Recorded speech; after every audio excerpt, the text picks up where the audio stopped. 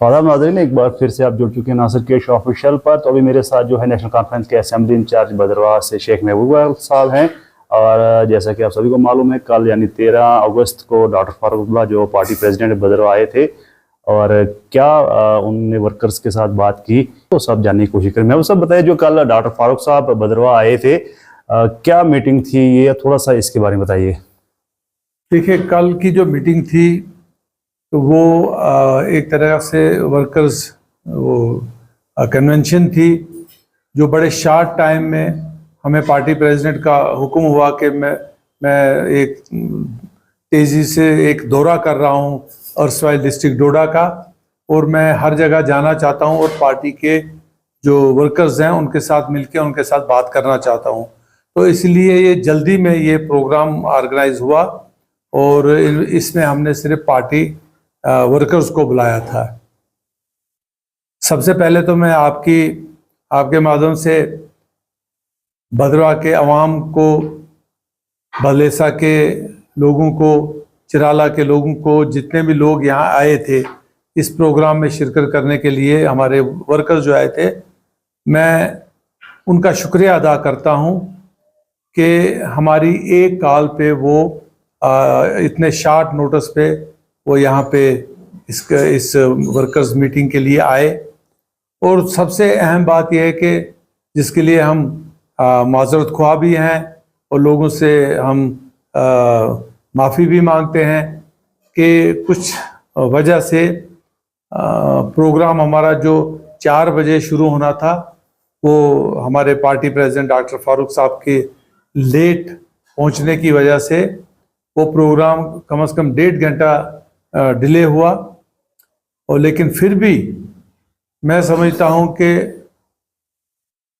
जितना मैं लोगों का, यहाँ के लोगों का शुक्रिया अदा करूं उतना कम है कि 1.5 घंटा पहले लोग आए और 1.5 घंटा डॉक्टर साहब लेट पहुंचे, यानी 3 घंटे से लोग जो थे वो हमारे वर्कर्स जो थे वो इंतज़ार करते रहे पार्टी प्रेसिडेंट का, और सब जो है वहाँ पे इत्मीनान से बैठ के इंतज़ार करते रहे। मुझे खुशी है क्योंकि मैं समझता हूँ कि किसी वक्त इस किस्म का टेस्ट जो होता है, इस किस्म का जो कभी इंतज़ार करना पड़ता है, कभी कुछ करना पड़ता है, ये मैं समझता हूँ कि this is also a test for the commitment of the public. जो हमारे वर्कर हैं उनका टेस्ट है कि वो कितने कमिटेड हैं। कि ठीक है, 3 घंटे डिले हुआ, but they were sitting there, वो इंतज़ार करते रहे और अच्छी तरह से उन्होंने पूरा 1-1.5 घंटा की जो मीटिंग थी वो हुई। नव साहब, आप पिछले कई सालों से जो एक्टिव हैं, आपने जो पहला इलेक्शन लड़ा उसके बाद से ही जो है बड़े आप एक्टिव रहे हैं, क्योंकि हमने अक्सर बेशतर देखा है कि जब भी कोई इलेक्शन लड़ता है, वन टाइम तो लड़ता है, उसके बाद उसके हौसले टूट जाते हैं या फिर वो सियासी मैदान छोड़ देता है। हमने देखा 2014 के बाद, जब आपने 14 में इलेक्शन जो है नहीं जीत पाए थे आप, उसके बाद जो आप कंटिन्यू जो है इस प्रोसेस में हैं, पॉलिटिकल प्रोसेस में है। और अभी की जो अगर बात करेंगे, जब 1 महीना अब हो सकता है इलेक्शन आने वाला हो, अगले महीने इलेक्शन की डेट्स जो है वो अनाउंस हो जाएंगी, तो क्या लगता है आपको कि आपकी पोजीशन इस वक्त क्या है? कैसा रिस्पांस आपको भद्रवाह से या चिराला से या बलेसा से कैसा रिस्पांस मिल रहा है? देखिए, हमारी कमिटमेंट जो है इलेक्शन की, टुवर्ड्स इलेक्शन, वो हमारी कमिटमेंट जो है वो लोगों के लिए है, भद्रवाह के लोगों, भद्रवाह बलेसा के लोगों के लिए है। वो इस खिता के मतलब वेलफेयर के लिए है। यहाँ पे आने वाली जनरेशन्स जो हैं उसके लिए कुछ हम सब सोचते हैं कुछ करके जाएं। ये हमारी कमिटमेंट है, जिसकी वजह से हारने के बाद भी हमारा हौसला टूटा नहीं, बल्कि हम एक ज़्यादा ही उससे मजबूती से हमने ये फैसला किया कि नहीं, देखिए, जो बहादुरी से लड़ता है हारता है, जो मैदान छोड़कर भागेगा वो तो फिर उसके माथे पे वो हार का जो वो स्टिग्मा जो है वो लगेगा, सारी जिंदगी उसको ये याद रहेगा कि मैं हार के भागा था।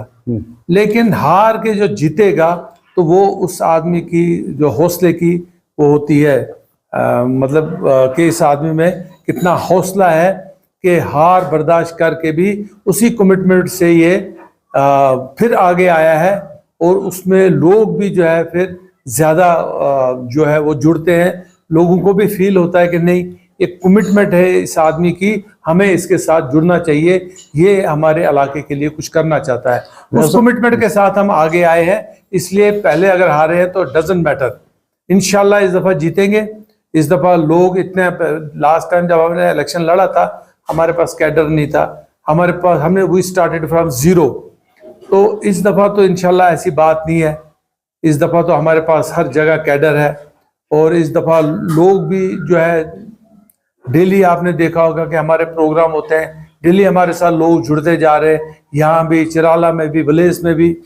तो despite all odds, despite all ये जो कभी कभी सैबोटाज करने की कोशिश की जाती है, कभी कुछ किया जाता है, तो डिस्पाइट ऑल दोज थिंग्स हम कमिटेड हैं, और हमें यकीन है कि इस दफ़ा अगर अल्लाह ताला ने चाहा तो लोग इतने हमारे साथ हैं कि इस दफ़ा हम ठीक ठाक तरीके से है साहब, आपके लिए जो है पब्लिक में जो दो राय आती है, एक राय आती है कि जब आप बड़े बड़े ओहदों पर रहे हैं, कुछ लोग ये कहते हैं कि आप जब सर्विस में थे बहुत अच्छा काम किया है, और कुछ लोग हमारी कॉन्स्टिट्यूंसी में ये कहते हैं कि आप बड़े बड़े ओहदों पे तो आपने काम नहीं किया।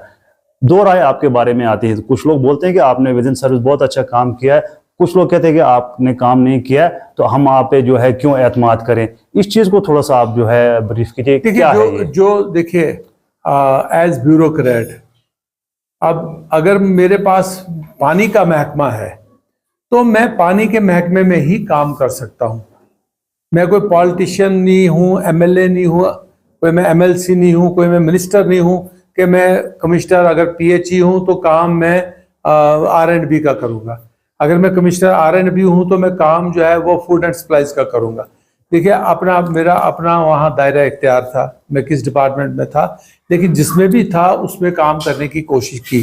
तो अगर कोई ये समझता है कि मैंने काम नहीं किया तो वो मुझे बता सकता है कि कहाँ पे काम नहीं किया। जहाँ भी हमें मौका मिला हमने उस कांस्टेंट के विद इन दोज कांस्टेंट्स हमने काम किया है, और हमने हर तरीके से जो यहाँ के लोग थे उनको सहूलियत पहुँचाने की कोशिश की। अगर किसी को कोई पर्सनल प्रॉब्लम थी वो भी हमने एड्रेस करने की कोशिश की। चलिए, अगर बात करेंगे, क्योंकि आपने जब पहला इलेक्शन लड़ा था, आपका जो मेडियन इलेक्शन था, लेकिन बहुत अच्छे वोट बैंक के मालिक आप बन गए थे, 17,000 के करीब आपने वोट लिया था। लेकिन लोगों में एक सवाल तब भी ये उठा था, और आज भी लोग, हम डॉक्टर साहब से सवाल पूछना चाहते थे लेकिन हमें मौका नहीं मिला ये सवाल पूछने का, कि आपने उस वक्त 17,000 वोट लिए थे और हमारे कुछ आड़ोस पड़ोस के लोगों ने जो बहुत कम वोट लिए, लेकिन उनको जो है एक अच्छी पोजीशन दी गई थी पार्टी में। लोग ये भी बोलते हैं कि ये इलेक्शन जब आएगा इसमें कोई शक नहीं है, आप अच्छी टक्कर दे सकते हैं और आप जीत भी सकते हैं, कि जैसा माहौल बन रहा है। लेकिन अगर मान लीजिए कल को आप नहीं हारते, एक अच्छा खासा वोट बैंक आप लेते हैं, तो क्या नेशनल कॉन्फ्रेंस जो है आपको जो है ऐसा कुछ उनसे बात हुई कि आपको अच्छी पोजीशन दे सकते हैं? क्योंकि पिछली बार भी आपको अच्छा वोट मिला था, लेकिन एमएलसी जो लोग बोलते थे चलो अगर आप जीते नहीं तो एमएलसी आपको लेना चाहिए था। क्या इस वक्त अगर ऐसी सिचुएशन आती है, आप हारते हैं लेकिन अच्छा वोट लेते हैं, तो पार्टी में जो कोई जो है आपको एक अच्छी पोजीशन दी जाएगी? देखिए, I am not from that class of politicians जो बैसाखियों पे चलना चाहते हैं। आपने देखा होगा, जब भी मैं अपने लोगों के साथ भी बात करता हूँ, मैं लोगों को कहता हूँ कि अपने पैरों पे खड़े हो जाओ, अपनी इज्जत बनाओ, जीतो और अपना हक लो। जो आदमी बैसाखियों पे पहले से कोशिश करेगा कि नहीं मुझे, मेरे लिए बैसाखी भी तैयार है, तो उसकी टांग जो है वो टूटनी है। तो इसलिए मैं इस चीज़ की तरफ कोई ध्यान नहीं देता हूं कि मैं हारूंगा तो फिर मुझे पार्टी एडजस्ट करेगी। This is not in my agenda of things. मेरा तो बड़ा सिंपल एजेंडा है, कोशिश करेंगे सब लोग मिलजुल कर, जो मेरा कैडर है, कोशिश करेंगे, जीतेंगे और लड़के अपना हक लेंगे। दैट इज मेरा, वो मैं उस प्रिंसिपल का आदमी हूँ। आपकी कल जो तकरीर रही थी उसमें आपने एक पॉइंट मेंशन किया था कि भद्रवाह से जो है 24,000, भद्रवाह कॉन्स्टिट्यूंसी से 24,000 वोट जो नेशनल कॉन्फ्रेंस का जो लाल सिंह को आया। लेकिन उसके बाद जो है कांग्रेस में एक बात चली, या कांग्रेस के लोगों ने ये बात मार्केट में चलाई कि ये तो सारा कांग्रेस का वोट था, नेशनल कॉन्फ्रेंस में ना कोई मेहनत की ना कुछ किया, तो ये कैसा इस पे जो है हक जमाते इन 24,000 वोट्स पर? क्या कहना चाहेंगे? क्या आपने जब उमर साहब की रैली हुई थी जिसमें इतने लोग आए थे, हालांकि बारिश हो रही, क्या आपने कहीं पे बाजार में या किसी गांव में कोई कांग्रेस का झंडा देखा, कोई कांग्रेस का फ्लैग देखा? क्या आपने कांग्रेस के लोग किसी गांव में देखे? आप मुझे बताइए, कोई यहाँ पे बता दे। ये तो कांग्रेस के लोग तो 6 बजे स्विच ऑफ करके सो गए हुए थे, और ये जो भी वोट मिला वो हमारा, चाहे वो वर्ड ऑफ माउथ था, जो हमने लोगों को कहा कि वी आर इन अलायंस, आप कांग्रेस को वोट दो। तो वरना ये वोट कहाँ से आता है इनको? 24,000 वोट कहाँ से आता इनका? तो जब ये असेंबली इलेक्शन लड़ेंगे तो इनको पता लग जाएगा कि इनका कितना वोट है यहाँ पे। मान लीजिए कल को इंडियन अलायंस होता है, जैसे आपने पार्लियामेंट में जो है कांग्रेस को सपोर्ट किया है, तो अभी जो है जैसा कि पिछले कुछ दिनों पहले आप श्रीनगर गए थे, पूरा एक टीम गई थी, तो वहां पे जो क्या बात हुई फारूक साहब के साथ? क्योंकि अभी भी कुछ लोग बोलते हैं कि अभी सीट कंफर्म नहीं है, हालांकि हमने अपडेट किया था कि आपको ग्रीन सिग्नल मिला है, तो इसके बारे में थोड़ा सा एलाबोरेट कीजिए सर। देखिए, हम जो एनसी के मैंडेट्स हैं, तो वो मैंडेट जो है वो डिसाइड किसने करने हैं? वो एनसी के पार्लियामेंट्री बोर्ड ने करने हैं, जिनके जो चेयरमैन है वो डॉक्टर फारूक अब्दुल्ला साहब हैं। तो जो भी पार्टी का डिसीजन है वो फारूक अब्दुल्ला साहब को लेना है, वो उमर साहब को लेना है। हमारे लिए तो अल्टीमेट वही है पार्टी में, उनसे ऊपर कोई नहीं है। हमें कोई सैंक्शन कांग्रेस से या किसी और पार्टी से नहीं लेनी है कि किसको मैंडेट मिलना है, किसको नहीं मिलना है। मेरी पार्टी का फैसला है कि भद्रा से महबूब इकबाल इलेक्शन लड़ेगा, उसको मैंडेट दे दिया गया है। ये फैसला है फारूक साहब का, उमर साहब का, जो उन्होंने भद्रा कॉन्स्टिट्यूंसी, भद्रा बलेसा कॉन्स्टिट्यूंसी की मीटिंग में जब श्रीनगर में बुलाई गई फर्स्ट को, तो उसमें उन्होंने बिल्कुल क्लियर कर दिया कि हमने पहला मैंडेट जो है 90 सीट्स में से पहला मैंडेट भद्रा का हमने अनाउंस कर दिया है। तो हमारे लिए तो वो पत्थर की लकीर है। तो अब कांग्रेस क्या कहता है, कांग्रेस लड़ना चाहते लड़े, हमें कोई एतराज नहीं है। तो लेकिन हम तो तैयार हैं। हमें पार्टी की तरफ से बोल दिया गया है कि मैंडेट अनाउंस्ड है, आप लड़ो, तो हम उसी तरीके से तैयारी कर रहे हैं। तो आखिरी सवाल पूछना चाहूंगा कि आज हमने देखा कि डॉक्टर फारूक साहब के खिलाफ एक प्रोटेस्ट हुआ भद्रवाह में, आप इसको किस नज़र से देखते हैं? क्योंकि ये कहा गया कि इसने जो डिसरिस्पेक्ट किया इंडियन आर्मी को, क्या आप इस चीज़ को किस नज़र, कहीं ये ऐसा तो नहीं कि सियासत आ गई, एक माहौल बनाने की कोशिश की जा रही है भद्रवाह में? जी, इसके बारे में बताइए।